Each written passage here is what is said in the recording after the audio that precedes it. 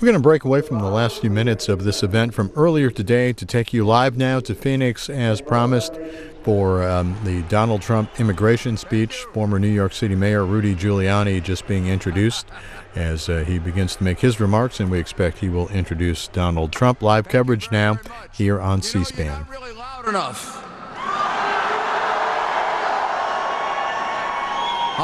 I just had the great honor, and I'm so privileged because I believe I just got an opportunity all day today to witness history being made with Donald Trump's courageous trip to Mexico to go meet the president of Mexico. Hillary Clinton doesn't seem to be able. And I can tell you. Well, I'll tell you what. I'm going to put this hat on.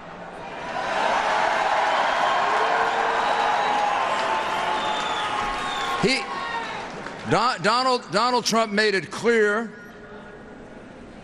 that obviously he understands and respects and admires tremendously the contributions of Mexican Americans who have come here legally over the years, first generation, second generation, third generation, the tremendous contribution they've made to the United States and how much he loves them. He also made it clear that illegal immigration hurts both countries. Donald Trump will secure our borders, and Hillary Clinton will not. It's as simple as that. Donald Trump will build a wall.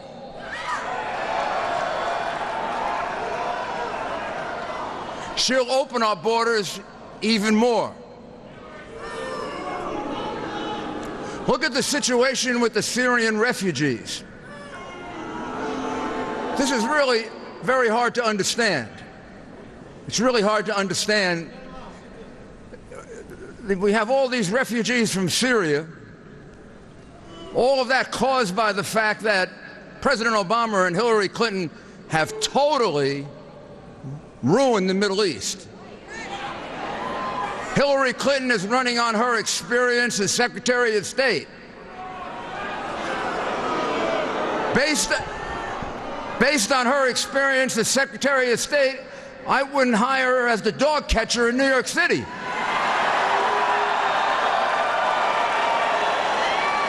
Not only that, based on how she handled top secret information, she wouldn't pass an FBI background check for a government position. And they want to make her president. Can you imagine that? I wouldn't let her near an FBI office or a U.S. Attorney's office, any place sensitive. I wouldn't put sensitive information in her hands because, as the director of the FBI says, she was extremely careless.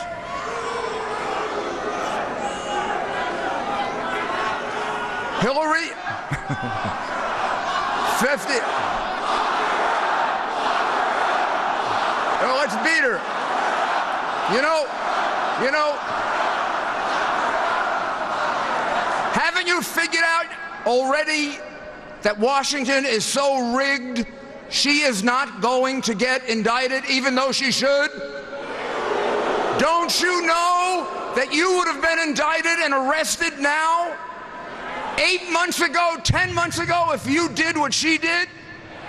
If you destroyed 33,000 emails, and now we find that she lied about them. They didn't contain references to Benghazi. A lie. They contain references to Benghazi. They didn't contain top secret material. A lie. They contain top secret material. Those are all federal crimes. Every single one of them. And then look what she did to our State Department. You wanted to get something out of the State Department, you had to fork over big bucks to the Clinton Foundation. I'm not talking little money here. I'm talking big bucks. 30 million, 40 million. Who were the donors? Who were the donors? A money launderer, a convicted criminal, several liberal dictators who oppress women. And she's a feminist, and she takes millions and millions and millions of dollars, and her husband takes millions of dollars in speaking fees from dictators, oppressors, for people who discriminate against women, for people who run countries where women can't drive cars. And she has the nerve to say the Republican Party has a war on women. The biggest war on women are all those people she was taking money from.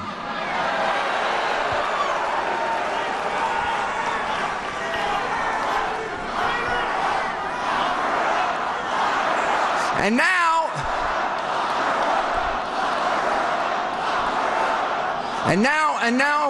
now we have the President of the United States allowing Syrian refugees to come into the United States. He's even displacing military installations so we can put these Syrian refugees there. Now, every single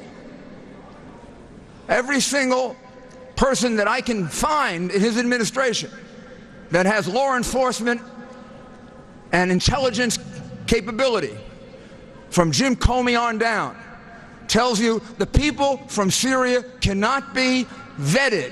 It means they can't be properly investigated. There are no records in Syria to figure out if they are terrorists or they're not terrorists.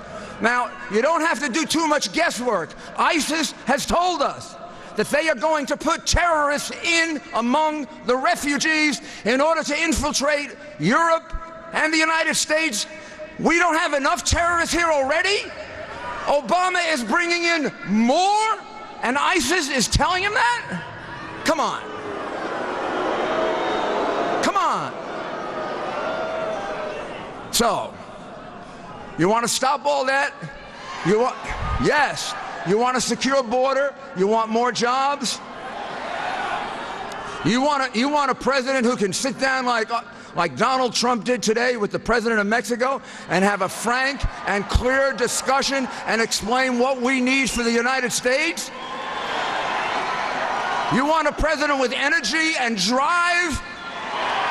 You want a president who can fight for you and not for the special interests who give her and her husband millions and millions of dollars? You want a man who can't be bought? Well, who is it? It is my honor. I'm going to put my hat back on again. It's my honor and privilege to introduce to you one of the truly great United States senators. He's been a friend of mine for so long that I don't like to say it because it'll tell you how long and how old I am. But we worked together in the Justice Department for many years. He is now one of our best United States senators. He was with me today on the historic trip to Mexico. He's a senator from Alabama, Senator Jeff Sessions.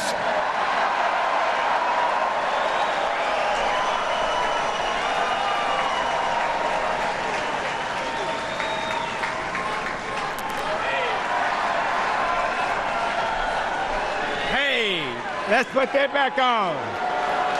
Thank you all. It is a fabulous crowd here tonight. I got to tell you how excited that makes us all feel. We're on the right track, I'll tell you, to turn this country around. But isn't it a fact that over 60% of the American people for many years now have found and believed and stated to pollsters they believe this country is on the wrong track? Isn't that true? And we're concerned about our country. We love our country. We want it to be better. Let me ask you a question. Does Hillary Clinton even understand we're on the wrong track? You are right. She believes things are fine as they are. We need more of the same. There's one man with the strength, the courage, the determination, the guts, the challenge, the things that are going wrong in this country and put us on the right track, and that's Donald J. Trump.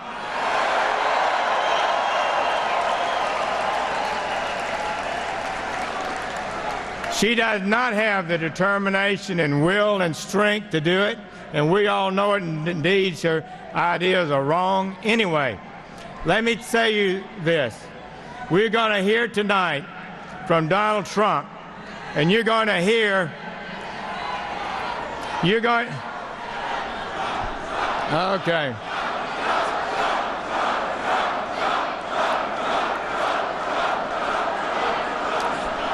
Thank you. You're going to have the best laid out law enforcement plan to fix this country's immigration system that's been stated in this country maybe forever. It is going to be so good. You're going to be proud and pleased about that.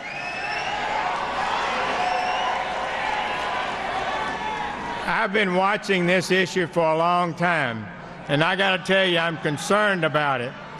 We've not done what needs to be done to strengthen this country. Okay. Well, let's wait a minute.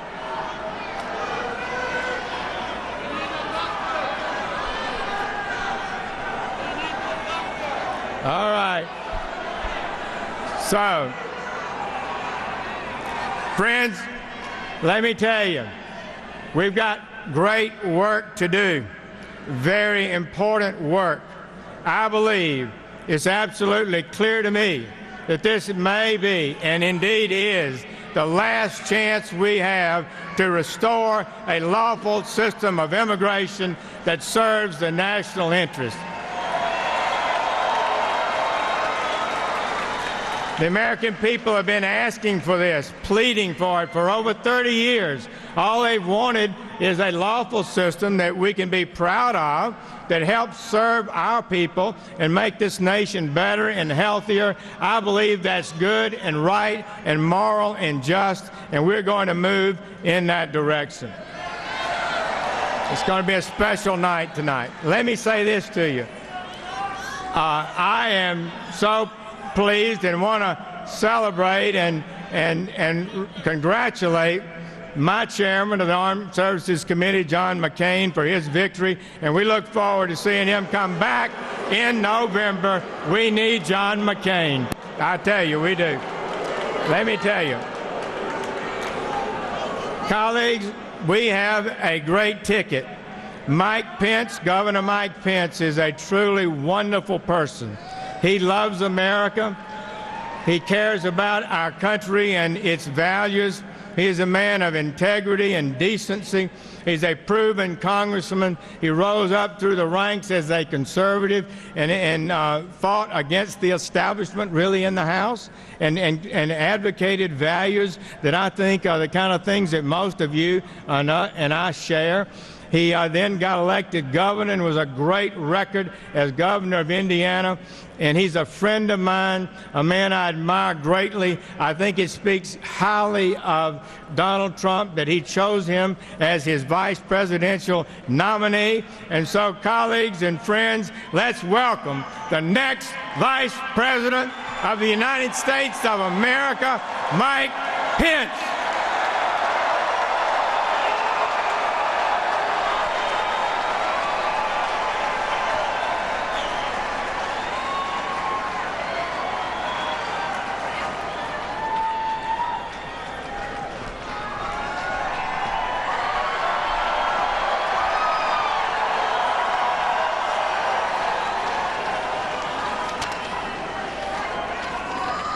Hello, Arizona.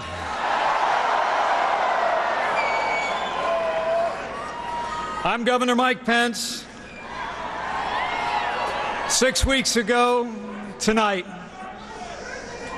with my wife Karen at my side, I was humbled to accept my party's nomination to run and serve as the next Vice President of the United States of America.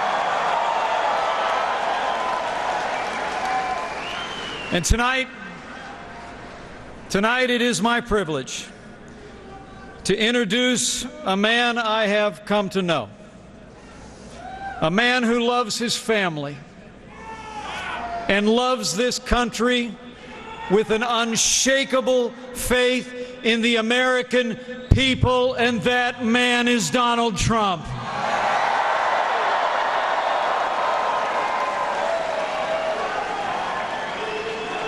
You know, in the past few weeks, Donald Trump has laid out his plans to make America great again in speeches all across this country. Plans to put Americans back to work again and get this economy moving for every American. Plans to confront the threat of radical Islamic terrorism and destroy ISIS at its source. Plans to stand by our law enforcement community in this nation and bring law and order to every city and every town in America. And plans to open doors of opportunity for every American, regardless of race or creed or color. Now tonight in this setting, Donald Trump will address that issue that from the outset of this campaign, he and he alone put at the center of our national debate: ending illegal immigration once and for all.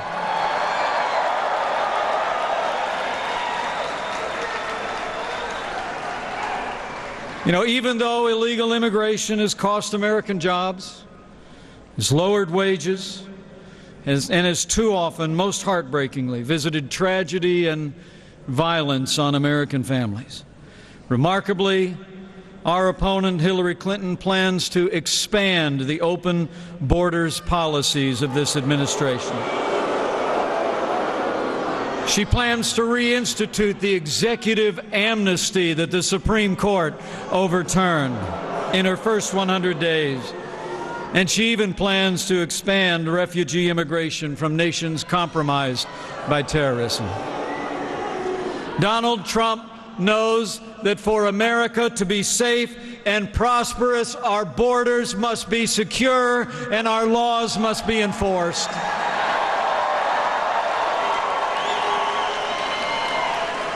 You know, after years of hearing leaders in both political parties talk endlessly about ending illegal immigration, in 69 days, the American people can elect a leader who will actually do it.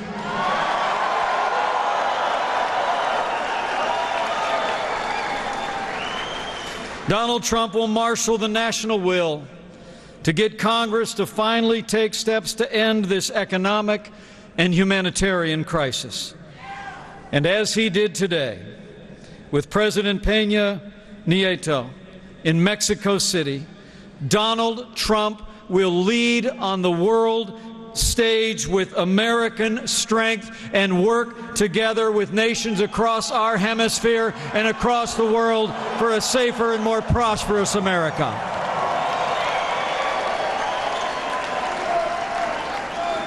So, ladies and gentlemen,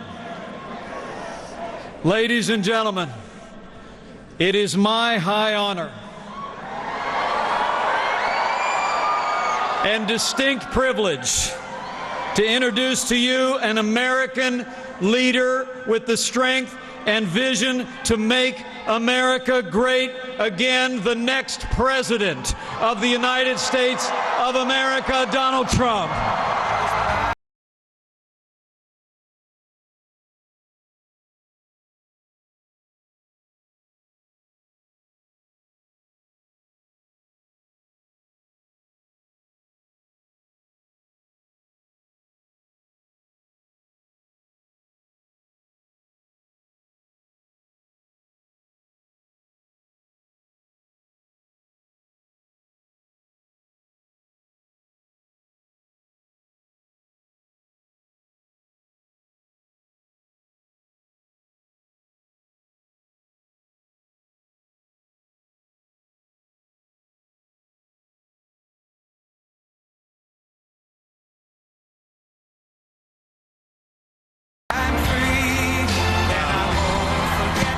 Oh, what a crowd. What a beautiful crowd. Thank you. Thank you. Wow. That's a lot of people, Phoenix. That's a lot of people. Thank you very much. Thank you.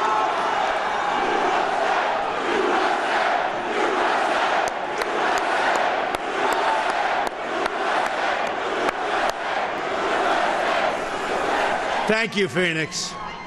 I am so glad to be back in Arizona, a state that has a very, very special place in my heart. I love the people of Arizona, and together we are going to win the White House in November.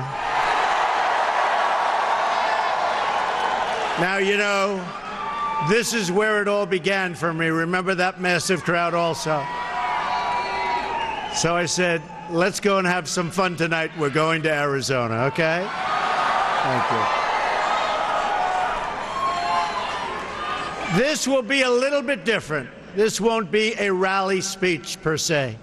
Instead, I'm going to deliver a detailed policy address on one of the greatest challenges facing our country today: illegal immigration. I've just landed, having returned from a very important and special meeting with the President of Mexico, a man I like and respect very much, and a man who truly loves his country, Mexico. And by the way, just like I am a man who loves my country, the United States. We agreed on the importance of ending the illegal flow of drugs, cash, guns, and people across our border, and to put the cartels out of business. We also discussed the great contributions of Mexican-American citizens to our two countries, my love for the people of Mexico, and the leadership and friendship that we have between Mexico and the United States. It was a thoughtful and substantive conversation, and it will go on for a while, and in the end, we're all going to win. Both countries, we're all going to win. This is the first of what I expect will be many, many conversations, and in a Trump administration, we're going to go about creating a new relationship between our two countries, but it's going to be a fair relationship. We want fairness. But to fix our immigration system, we must change our leadership in Washington, and we must change it quickly. Sadly, there is no other way. The truth is, our immigration system is worse than anybody ever realized. But the facts aren't known because the media won't report on them. The politicians won't talk about them. And the special interests spend a lot of money trying to cover them up because they are making an absolute fortune. That's the way it is. Today, on a very complicated and very difficult subject, you will get the truth.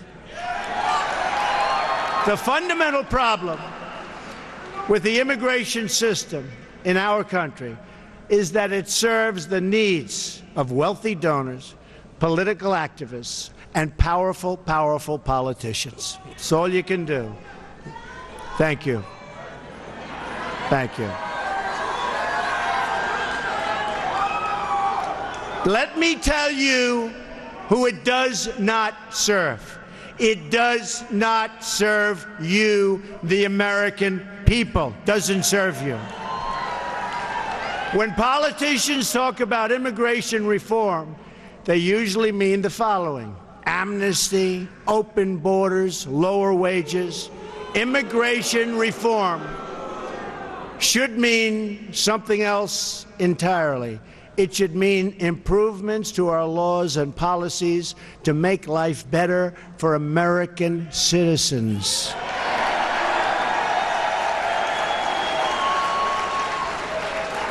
Thank you.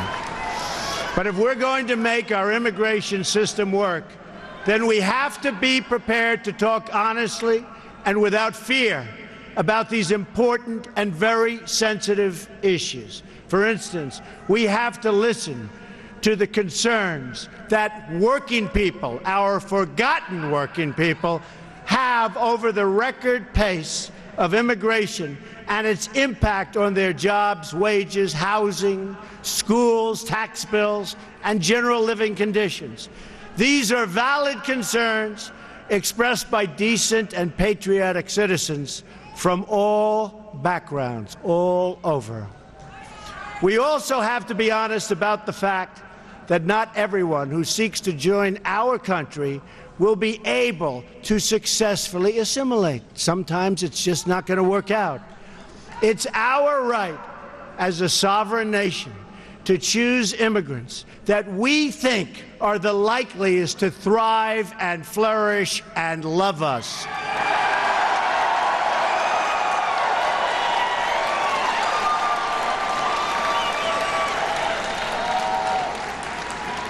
Then there is the issue of security. Countless innocent American lives have been stolen because our politicians have failed in their duty to secure our borders and enforce our laws like they have to be enforced. I have met with many of the great parents who lost their children to sanctuary cities and open borders. So many people, so many people, so sad. They will be joining me on the stage in a little while, and I look forward to introducing. These are amazing, amazing people. Countless Americans who have died in recent years would be alive today if not for the open border policies of this administration and the administration that causes this horrible, horrible thought process. It's called Hillary Clinton.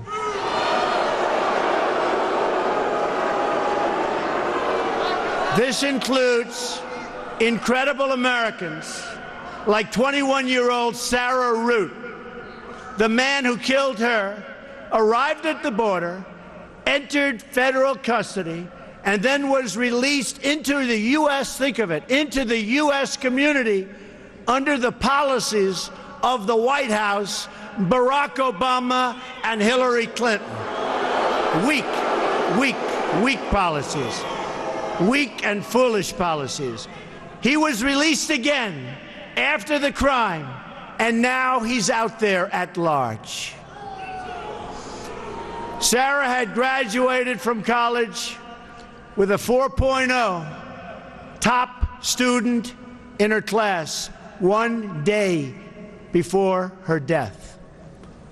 Also among the victims of the Obama-Clinton open border policy was Grant Rohnbeck, a 21-year-old convenience store clerk and a really good guy from Mesa, Arizona. A lot of you have known about Grant. He was murdered by an illegal immigrant gang member previously convicted of burglary, who had also been released from federal custody, and they knew it was going to happen again. Another victim is Kate Steinle, gunned down in the sanctuary city of San Francisco by an illegal immigrant deported 5 previous times, and they knew he was no good.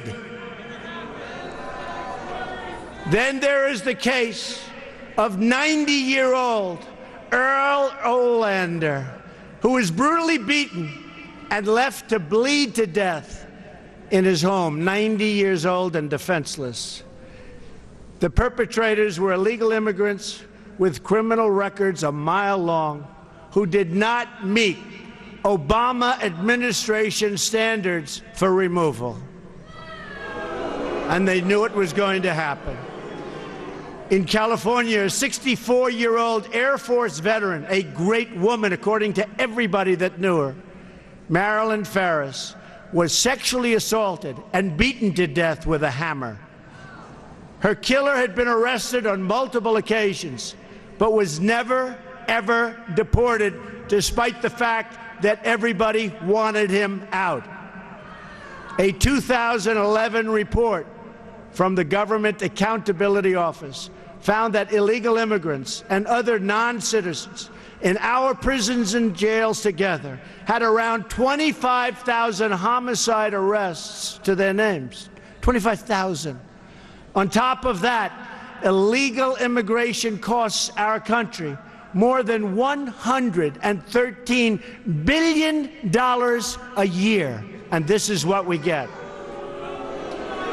For the money we are going to spend on illegal immigration over the next 10 years, we could provide 1 million at-risk students with a school voucher, which so many people are wanting. While there are many illegal immigrants in our country who are good people, many, this doesn't change the fact that most illegal immigrants are lower-skilled workers with less education who compete directly against vulnerable American workers, and that these illegal workers draw much more out from the system than they can ever possibly pay back. And they're hurting a lot of our people that cannot get jobs under any circumstances. But these facts are never reported. Instead, the media and my opponent discuss one thing and only one thing: the needs of people living here illegally. In many cases, by the way, they're treated better than our vets.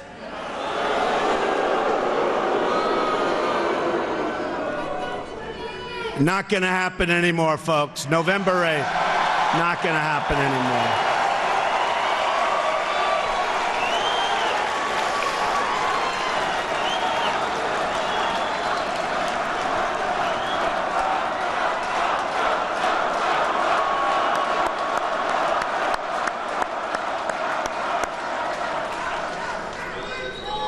The truth is not the needs of the 11 million illegal immigrants, or however many there may be. And honestly, we've been hearing that number for years. It's always 11 million.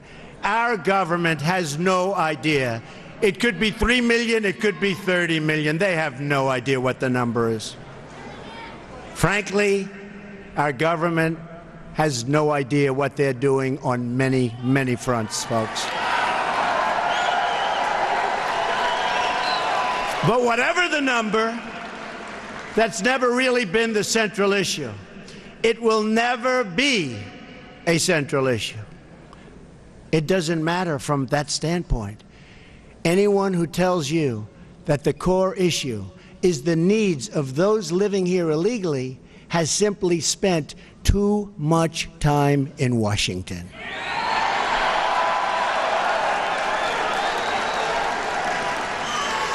Only the out-of-touch media elites think the biggest problem facing American society, and you know this, this is what they talk about, facing American society today, is that there are 11 million illegal immigrants who don't have legal status. And they also think the biggest thing, and you know this, is not nuclear, it's not ISIS, it's not Russia, it's not China, it's global warming.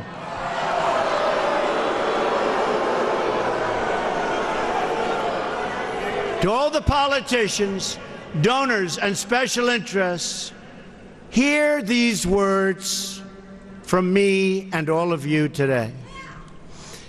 There is only one core issue in the immigration debate, and that issue is the well-being of the American people.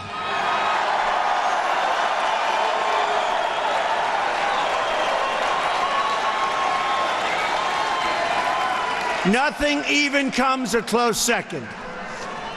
Hillary Clinton, for instance, talks constantly about her fears that families will be separated. But she's not talking about the American families who have been permanently separated from their loved ones because of a preventable homicide, because of a preventable death, because of murder. No, she's only talking about families who come here in violation of the law. We will treat everyone living or residing in our country with great dignity. So important. We will be fair, just, and compassionate to all. But our greatest compassion must be for our American citizens.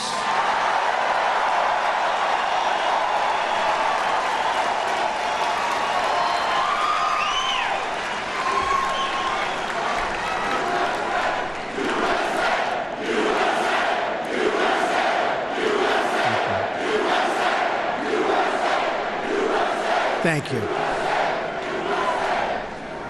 President Obama and Hillary Clinton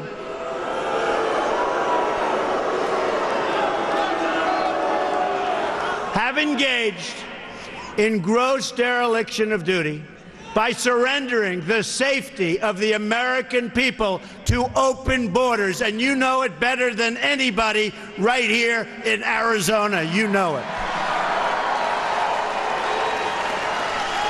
President Obama and Hillary Clinton support sanctuary cities. They support catch and release on the border. They support visa overstays. They support the release of dangerous criminals from detention. And they support unconstitutional executive amnesty. Hillary Clinton has pledged amnesty in her first 100 days, and her plan will provide Obamacare, Social Security, and Medicare for illegal immigrants, breaking the federal budget. On top of that, she promises uncontrolled, low-skilled immigration that continues to reduce jobs and wages for American workers, and especially for African American and Hispanic workers within our country, our citizens. Most incredibly, because to me this is unbelievable, we have no idea who these people are, where they come from. I always say, Trojan horse, watch what's going to happen, folks. It's not going to be pretty. This includes her plan to bring in 620,000 new refugees from Syria and that region over a short period of time. And even yesterday, when you were watching the news, you saw thousands and thousands of people coming in from Syria. What is wrong with our politicians, our leaders, if we can call them that? What the hell are we doing?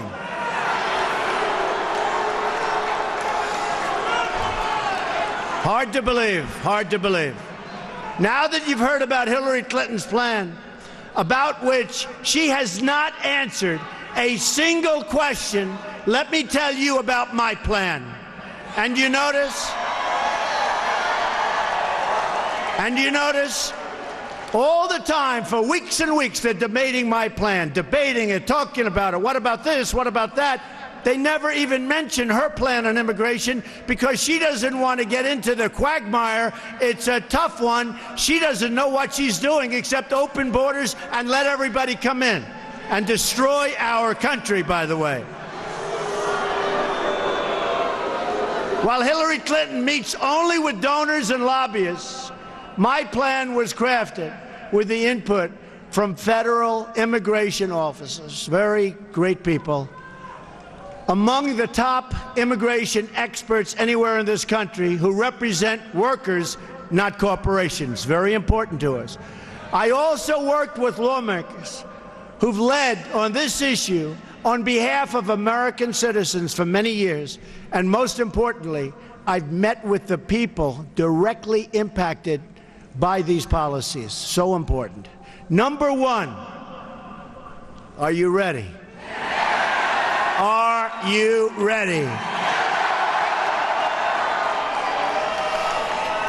We will build a great wall along the southern border.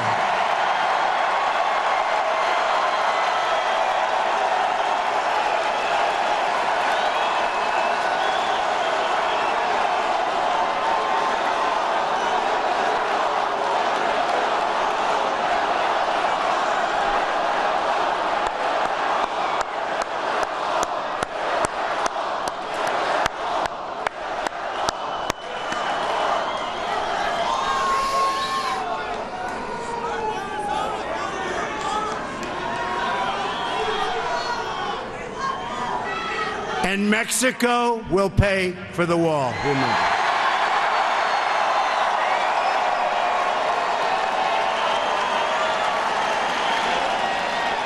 %100%.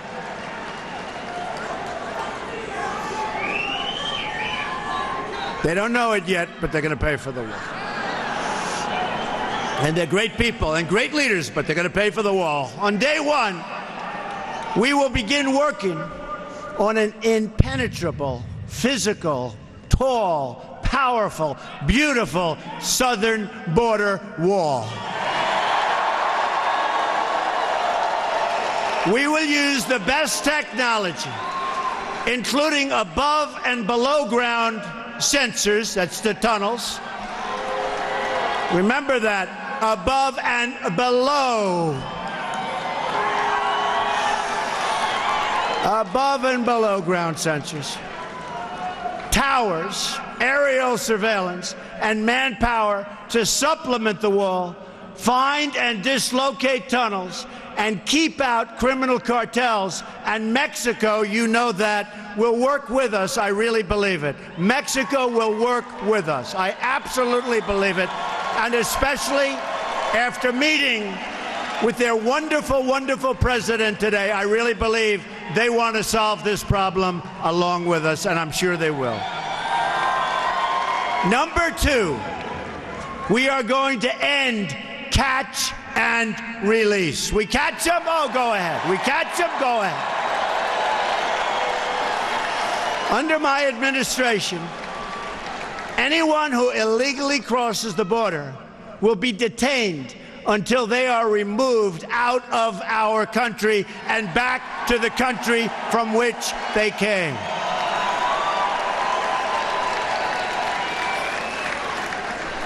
And they'll be brought great distances. We're not dropping them right across. They learned that. President Eisenhower, they'd drop them across, right across, and they'd come back and across.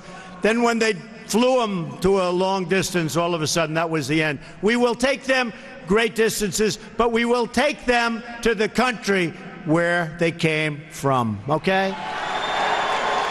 Number three, this is the one I think it's so great. It's hard to believe people don't even talk about it. Zero tolerance for criminal aliens. Zero.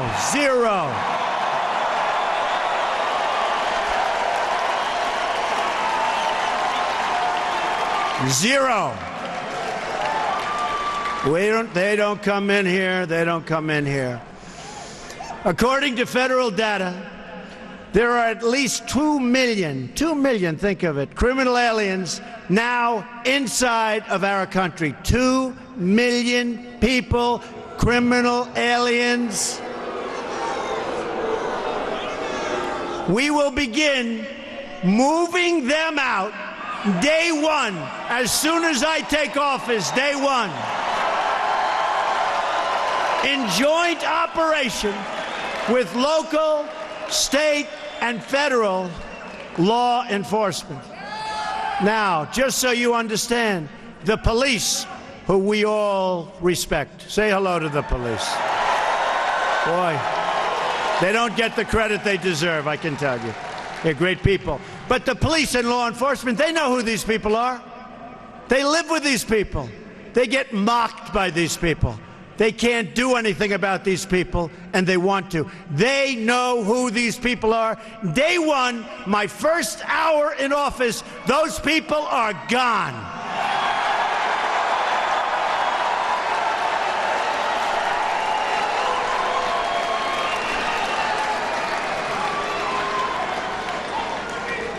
And you can call it deported if you want. The press doesn't like that term. You can call it whatever the hell you want. They're gone. Beyond the 2 million.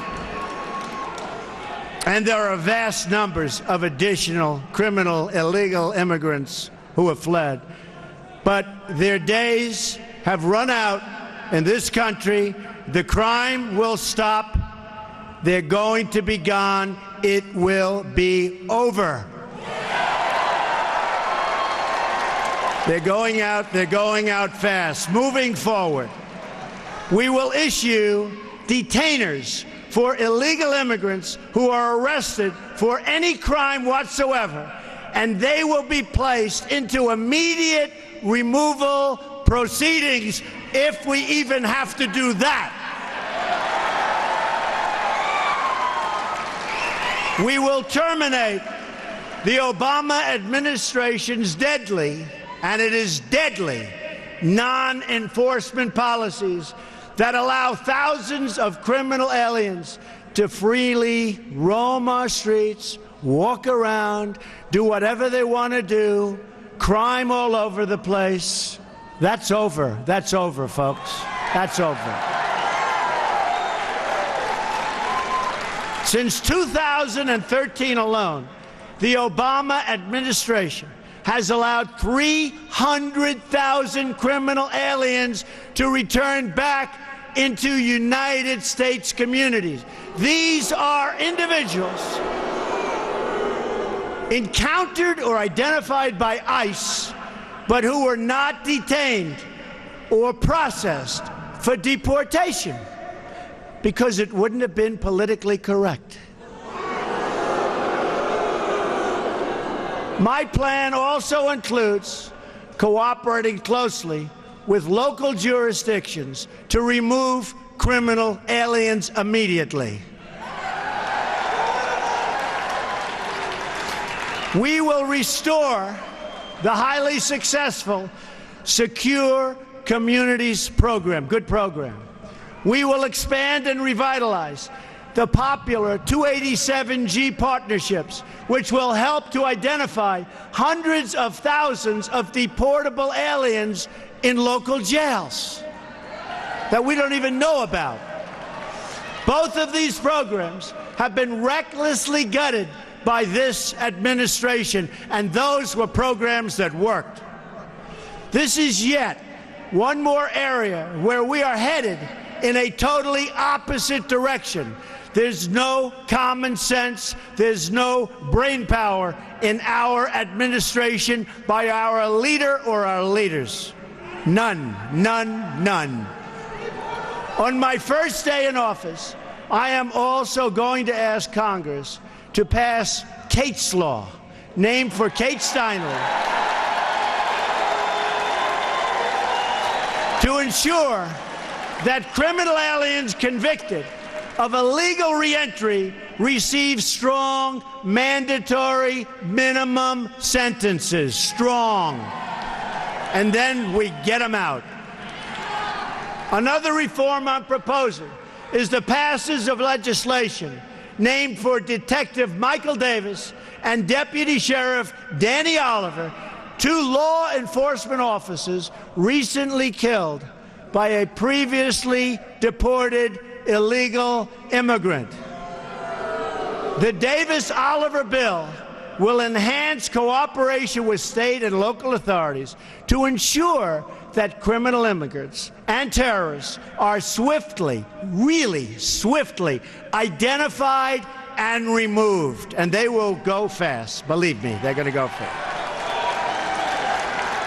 We are going to triple the number of ICE deportation officers. Within ICE, I am going to create a new special deportation task force focused on identifying and quickly removing the most dangerous criminal illegal immigrants in America who have evaded justice, just like Hillary Clinton has evaded justice, okay?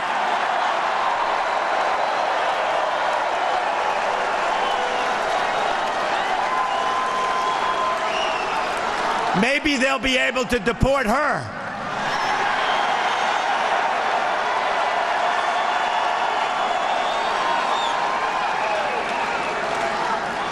The local police, who know every one of these criminals, and they know each and every one by name, by crime, where they live, they will work so fast, and our local police will be so happy that they don't have to be abused by these thugs anymore.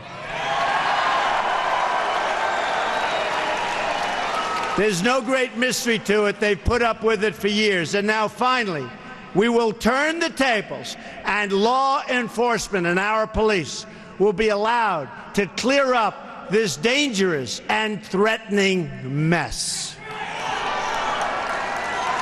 We're also going to hire 5,000 more Border Patrol agents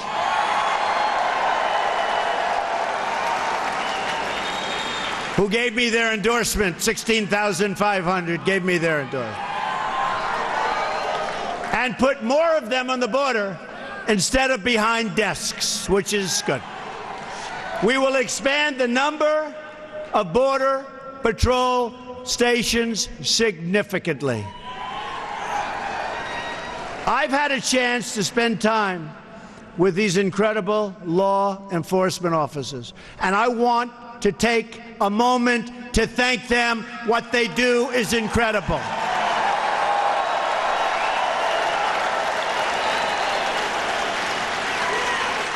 And getting their endorsement means so much to me. More to me, really, than I can say. Means so much. First time they've ever endorsed a presidential candidate.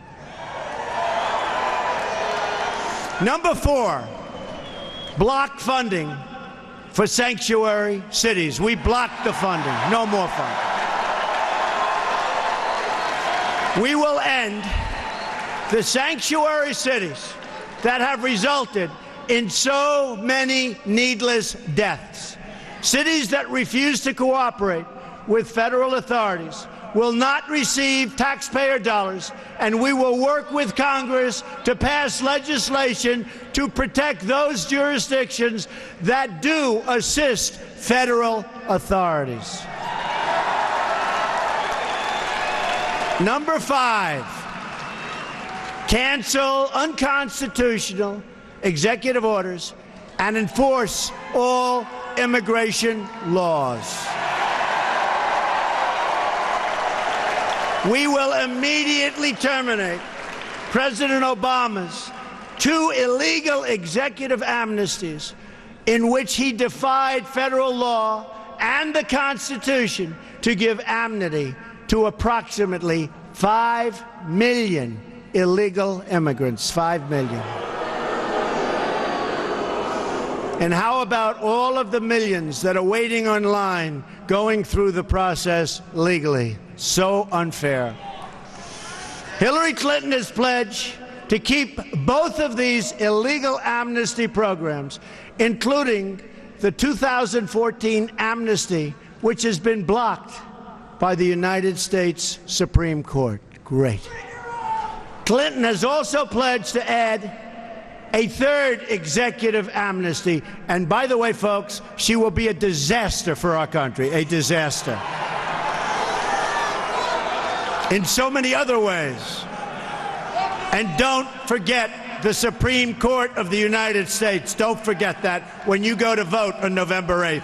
And don't forget your Second Amendment. And don't forget the repeal and replacement of Obamacare.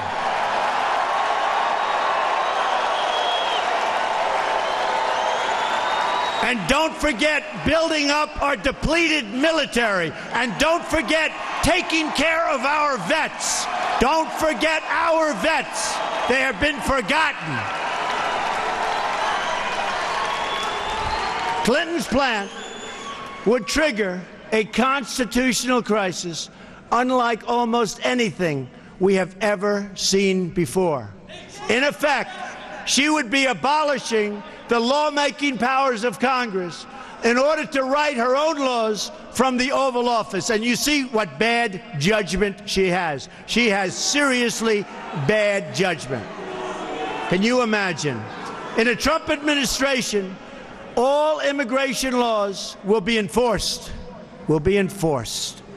As with any law enforcement activity, we will set priorities. But unlike this administration, no one will be immune or exempt from enforcement.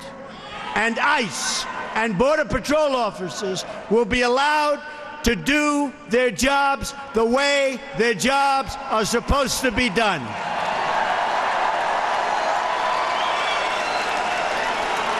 Anyone who has entered the United States illegally is subject to deportation. That is what it means to have laws and to have a country. Otherwise, we don't have a country. Our enforcement priorities will include removing criminals, gang members, security threats, visa overstays, public charges, that is, those relying on public welfare or straining the safety net, along with millions of recent illegal arrivals and overstays who've come here under this current corrupt administration. Number 6, we are going to suspend the issuance of visas to any place where adequate screening cannot occur. According to data provided by the Senate Subcommittee on Immigration and the National Interest, between 9/11 and the end of 2014, at least 380 foreign-born individuals were convicted in terror cases inside the United States. And even right now, the largest number of people are under investigation for exactly this that we've ever had in the history of our country. Our country is a mess. We don't even know what to look for anymore, folks. Our country has to straighten out, and we have to straighten out fast. The number is likely higher, but the administration refuses to provide this information even to Congress. As soon as I enter office, I am going to ask the Department of State, which has been brutalized by Hillary Clinton, brutalized, Homeland Security, and the Department of Justice to begin a comprehensive review of these cases in order to develop a list of regions and countries from which immigration must be suspended until proven and effective vetting mechanisms can be put in place. I call it extreme vetting, right? Extreme vetting. I want extreme. It's going to be so tough. And if somebody comes in, that's fine, but they're going to be good. It's extreme. And if people don't like it, we got to have a country, folks. Got to have a country. Countries from which immigration will be suspended would include places like Syria and Libya. And we are going to stop the tens of thousands of people coming in from Syria. We have no idea who they are, where they come from. There's no documentation. There's no paperwork. It's going to end badly, folks. It's going to end very, very badly. For the price of resettling one refugee in the United States, 12 could be resettled in a safe zone in their home region, which I agree with 100%. We have to build safe zones, and we'll get the money from the Gulf states. We don't want to put up the money. We owe almost $20 trillion, double since Obama took office, our national debt. But we will get the money from Gulf states and others. We'll supervise it. We'll build safe zones, which is something that I think all of us want to see. Another reform involves new screening tests for all applicants that include, and this is so important, especially if you get the right people, and we will get the right people, an ideological certification to make sure that those we are admitting to our country share our values and love our people.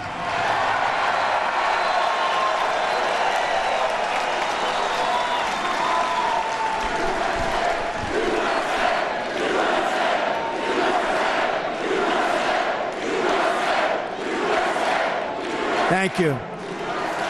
We're very proud of our country, aren't we? Really? With all it's going through, we're very proud of our country. For instance, in the last 5 years, we've admitted nearly 100,000 immigrants from Iraq and Afghanistan. In these two countries, according to Pew Research, a majority of residents say that the barbaric practice of honor killings against women are often or sometimes justified. That's what they say. That's what they say. They're justified, right? And we're admitting them to our country. Applicants will be asked for their views about honor killings, about respect for women and gays and minorities, attitudes on radical Islam, which our president refuses to say, and many other topics as part of this vetting procedure. And if we have the right people doing it, believe me, very, very few will slip through the cracks. Hopefully none. Number 7, we will ensure that other countries take their people back when we order them deported. There are at least 23 countries that refuse to take their people back after they've been ordered to leave the United States, including large numbers of violent criminals. They won't take them back, so we say, okay, we'll keep them. Not going to happen with me, folks. Not going to happen with me.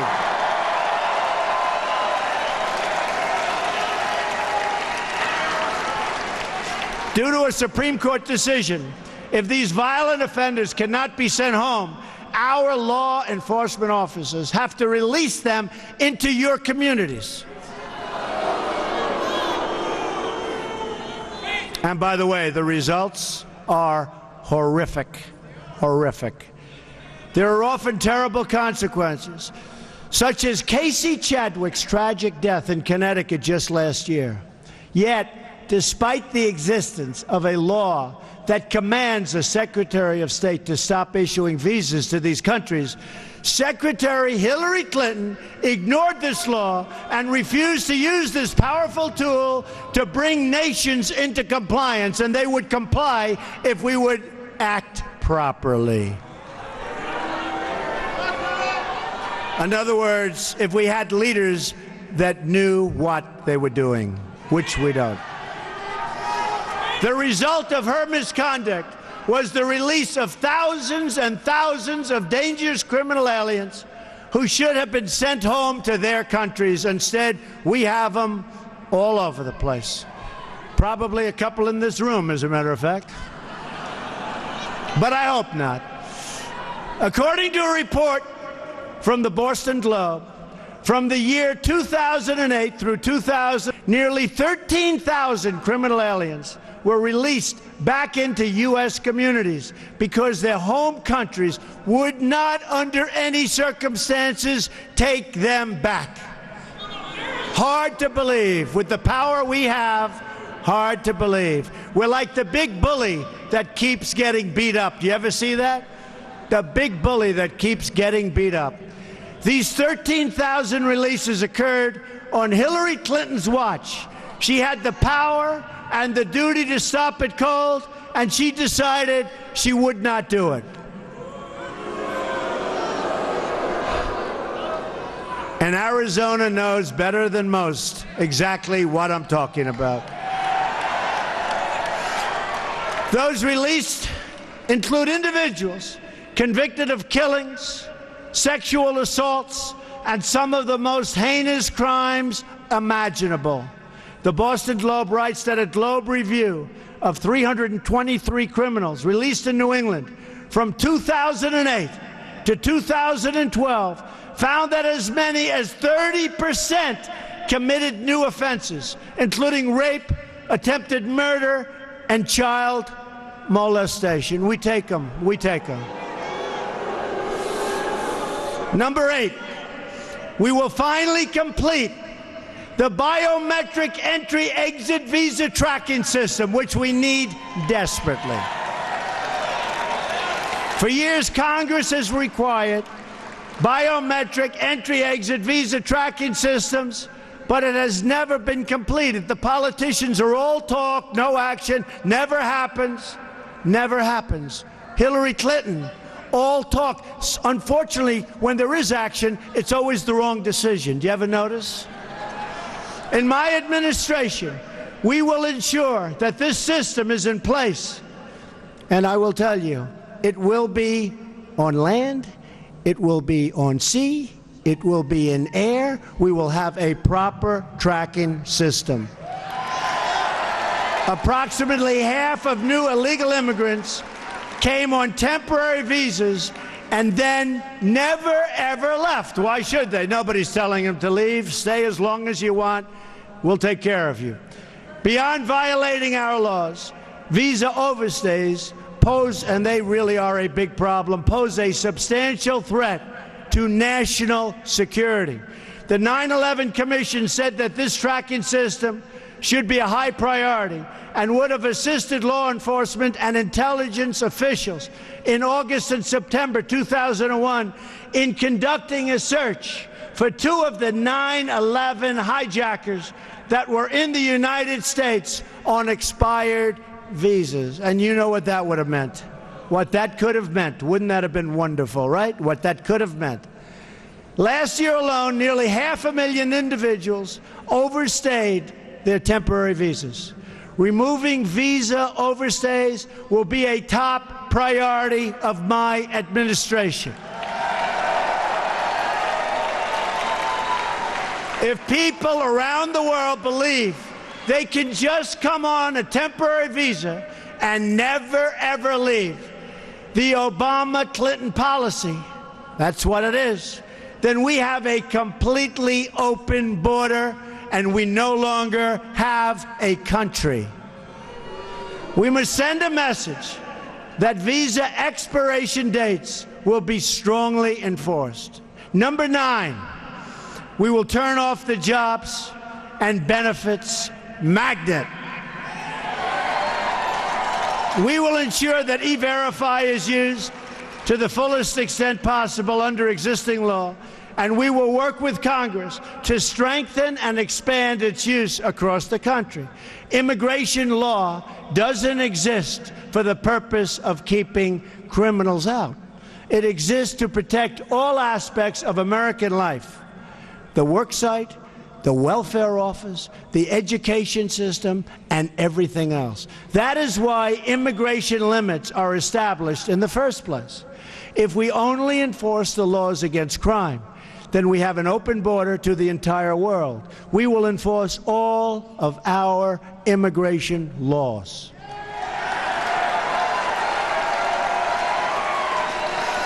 And the same goes for government benefits. The Center for Immigration Studies estimates that 62% of households headed by illegal immigrants use some form of cash or non-cash welfare programs like food stamps or housing assistance. Tremendous costs, by the way, to our country, tremendous costs. This directly violates the federal public charge law designed to protect the United States Treasury. Those who abuse our welfare system will be priorities for immediate removal.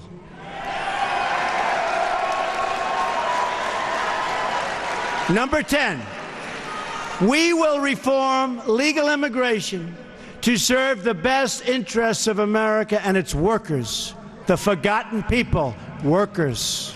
We're going to take care of our workers. And by the way, We're going to make great trade deals. We're going to renegotiate trade deals. We're going to bring our jobs back home. We're going to bring our jobs back home.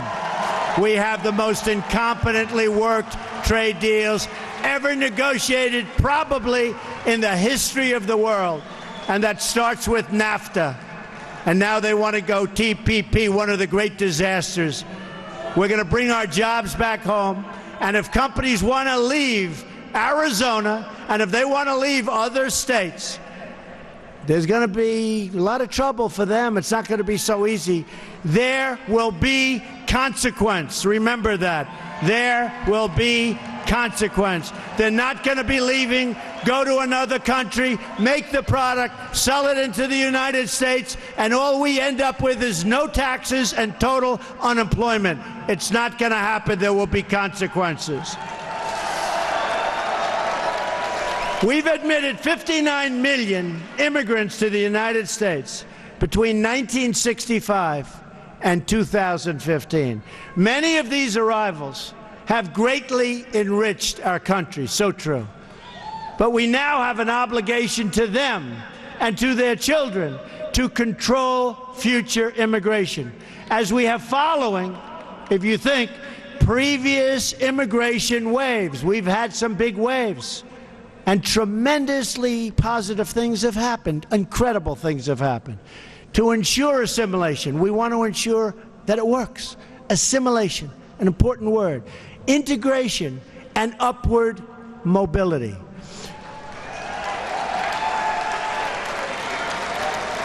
Within just a few years, immigration as a share of national population is set to break all historical records. The time has come for a new immigration commission to develop a new set of reforms to our legal immigration system in order to achieve the following goals: to keep immigration levels measured by population share within historical norms, to select immigrants based on their likelihood of success in U.S. society and their ability to be financially self-sufficient.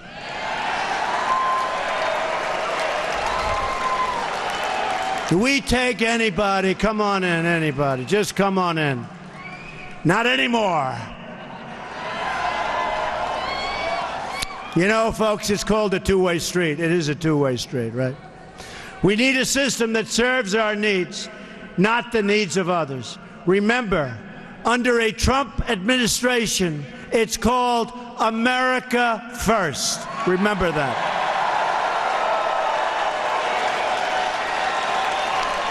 To choose immigrants based on merit, skill, and proficiency. Doesn't that sound nice?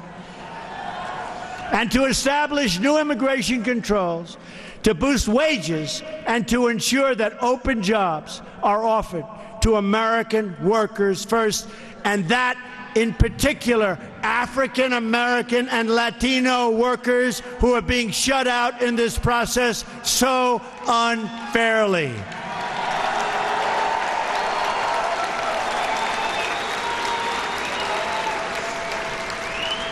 And Hillary Clinton is going to do nothing for the African American worker, the Latino worker. She's going to do nothing. Give me your vote, she says, on November 8th. And then she'll say, so long, see you in 4 years. That's what it is. She is going to do nothing. And just look at the past. She's done nothing. She's been there for 35 years. She's done nothing. And I say, what do you have to lose? Choose me. Watch how good we're going to do together. Watch. You watch. We want people to come into our country, but they have to come into our country legally and properly vetted and in a manner that serves the national interest. We've been living under outdated immigration rules from decades ago. They're decades and decades old. To avoid this happening in the future, I believe we should sunset our visa laws so that Congress is forced to periodically revise and revisit them to bring them up to date. They're archaic, they're ancient. We wouldn't put our entire federal budget on autopilot for decades, so why should we do the same for the very, very complex subject of immigration? So let's now talk about the big picture. These 10 steps, if rigorously followed and enforced, will accomplish more in a matter of months than our politicians have accomplished on this issue in the last 50 years. It's what's going to happen, folks. Because I am proudly not a politician, because I am not beholden to any special interest, I've spent a lot of money on my campaign, I'll tell you. I write those checks. Nobody owns Trump. I will get this done for you and for your family. We'll do it right. You'll be proud of our country again. We'll do it right. We will accomplish all of the steps outlined above. And when we do, peace and law and justice and prosperity will prevail. Crime will go down. Border crossings will plummet. Gangs will disappear, and the gangs are all over the place. And welfare use will decrease. We will have a peace dividend to spend on rebuilding America, beginning with our American inner cities. We're going to rebuild them for once and for all. For those here illegally today who are seeking legal status, they will have one route and one route only: to return home and apply for re-entry like everybody else under the rules of the new legal immigration system that I have outlined above. Those who have left to seek entry, thank you.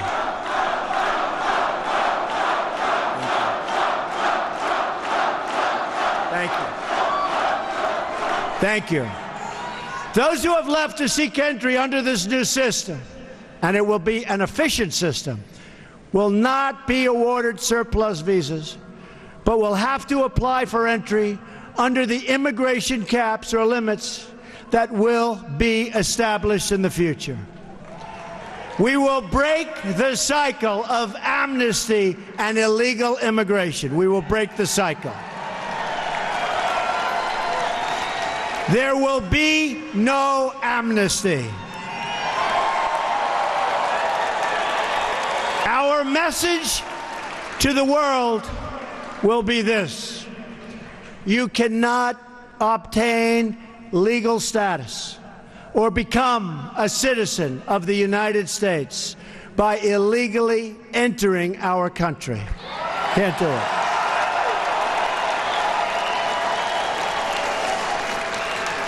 This declaration alone will help stop the crisis of illegal crossings and illegal overstays, very importantly. People will know that you can't just smuggle in, hunker down, and wait to be legalized. Not going to work that way. Those days are over.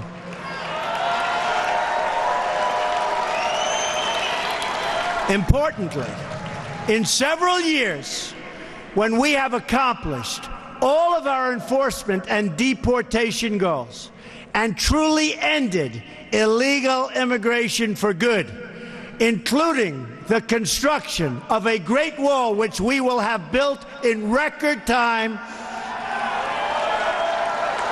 and at a reasonable cost, which you never hear from the government,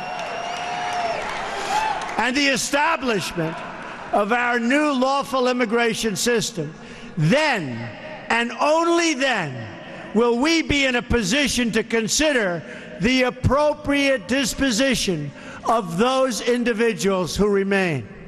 That discussion can take place only in an atmosphere in which illegal immigration is a memory of the past, no longer with us, allowing us to weigh the different options available based on the new circumstances at the time.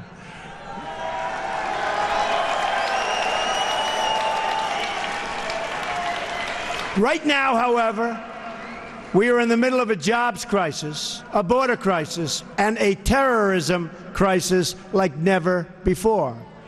All energies of the federal government and the legislative process must now be focused on immigration security. That is the only conversation we should be having at this time. Immigration security, cut it off. Whether it's dangerous materials being smuggled across the border, terrorists entering on visas, or Americans losing their jobs to foreign workers. These are the problems we must now focus on fixing, and the media needs to begin demanding to hear Hillary Clinton's answer on how her policies will affect Americans and their security.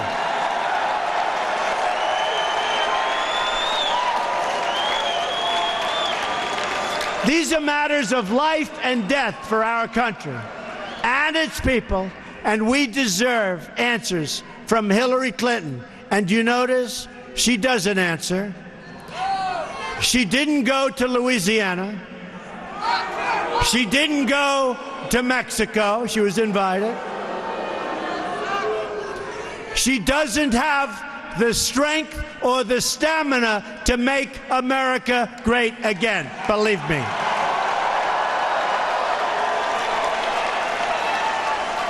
What we do know, despite the lack of media curiosity, is that Hillary Clinton promises a radical amnesty combined with a radical reduction in immigration enforcement. Just ask the Border Patrol about Hillary Clinton. You won't like what you're hearing.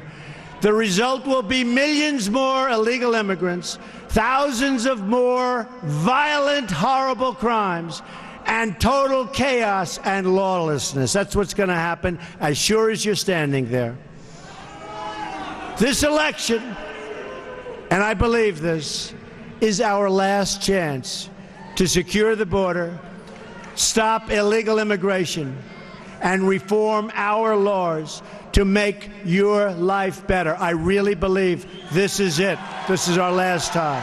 November 8th. November 8th. You got to get out and vote on November 8th. It's our last chance. It's our last chance. And that includes Supreme Court justices and Second Amendment. Remember that. So I want to remind everyone what we're fighting for and who we are fighting for.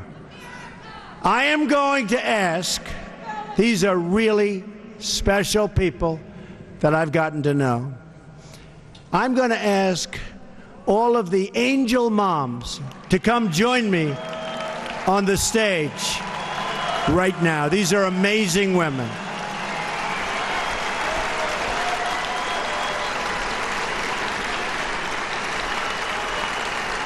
These are amazing people.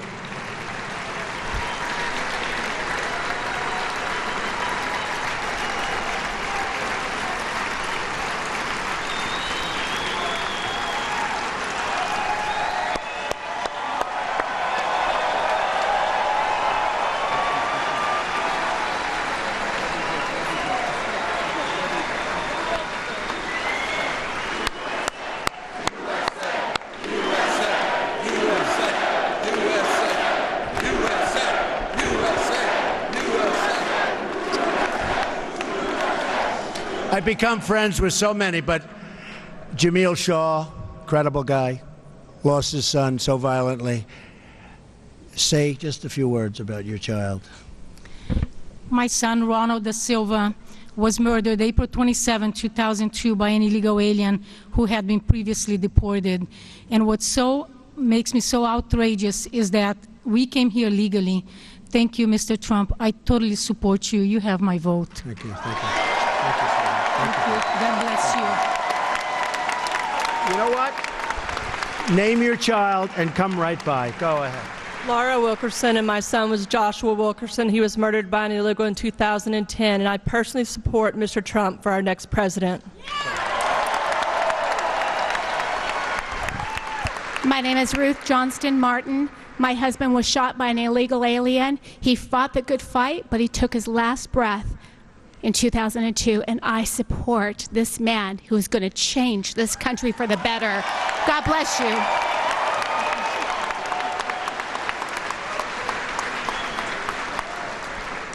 My name is Maureen Maloney, and our son Matthew Denise was 23 years old when he was dragged a quarter of a mile to his death by an illegal alien, while horrified witnesses were banging on the truck trying to stop him.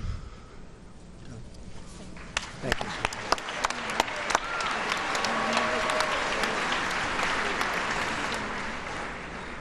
you. Our son Matthew Denise, if Donald Trump were president in 2011, our son Matthew Denise and other Americans would be alive today.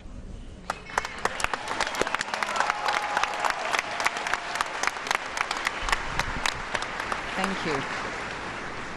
My name is Kathy Woods. My son Steve, a high school senior, 17 years old, went to the beach after a high school football game. The local gang came along, 9 members. The cars were battered to like war in Beirut. And all I can say is they murdered him, and if Mr. Trump had been in office then, the border would have been secure, and our children would not be dead today.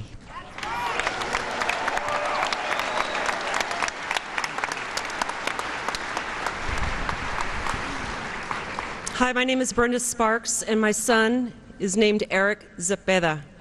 He was raised by a legal immigrant from Honduras, only to be murdered by an illegal in 2011. His murderer never did a second in handcuffs or jail. Got away with killing an American. So I'm voting for Trump. And by the way, so is my mother.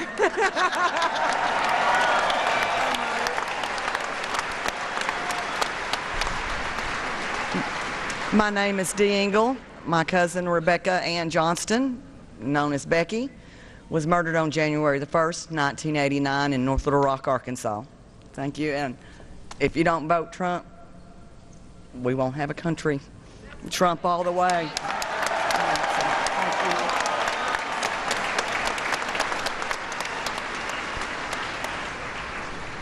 I'm Shannon Estes, and my daughter Shaylee Estes, 22 years old, was murdered here in Phoenix last July 24th by a Russian who overstayed his visa. And vote Trump.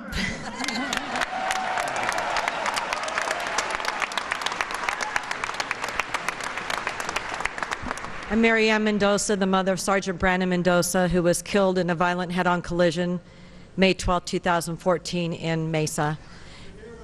Thank you. And I want to thank Phoenix for the support you've all always given me. And I want to tell you what, I'm supporting the man who is the only man who's going to save our country and what we are going to be leaving our children.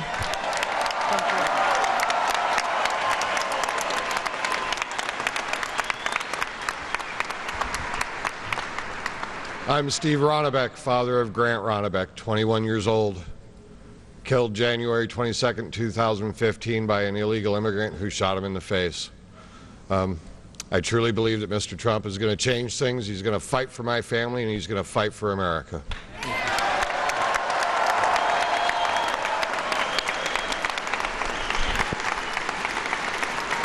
These are amazing people. And I'm not asking for their endorsement, believe me that. I just think I've gotten to know so many of them and many more from our group.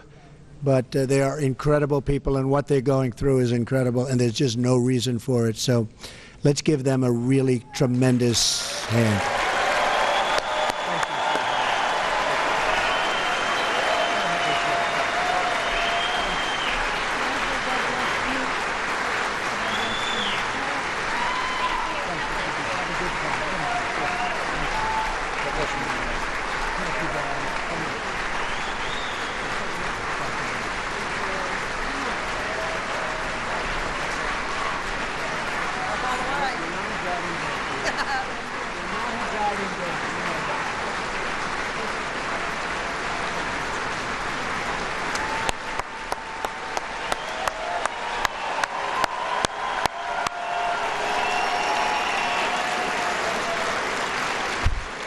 That's tough stuff, I will tell you. That is tough stuff. Incredible people. So now is the time for these voices to be heard. Now is the time for the media to begin asking questions on their behalf. Now is the time for all of us as one country, Democrat, Republican, liberal, conservative, to band together to deliver justice and safety and security for all Americans. Let's fix this horrible, horrible problem. It can be fixed quickly. Let's secure our border. Let's stop the drugs and the crime from pouring into our country. Let's protect our Social Security and Medicare.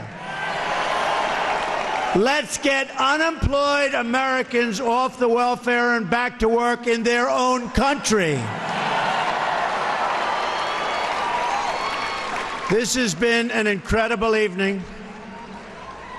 We're going to remember this evening. November 8th, we have to get everybody, this is such an important state. November 8th, we have to get everybody to go out and vote. We're going to bring, thank you, we're going to take our country back, folks. This is a movement. We're going to take our country back. Thank you.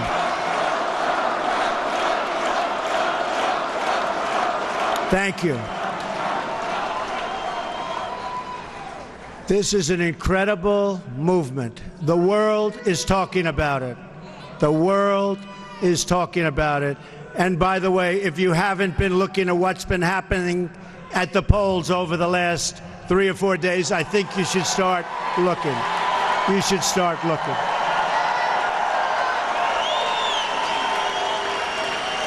Together we can save American lives, American jobs, and American futures. Together, we can save America itself. Join me in this mission. We're going to make America great again. Thank you. I love you. Thank you. God bless you, everybody. God bless you. God bless you. Thank you.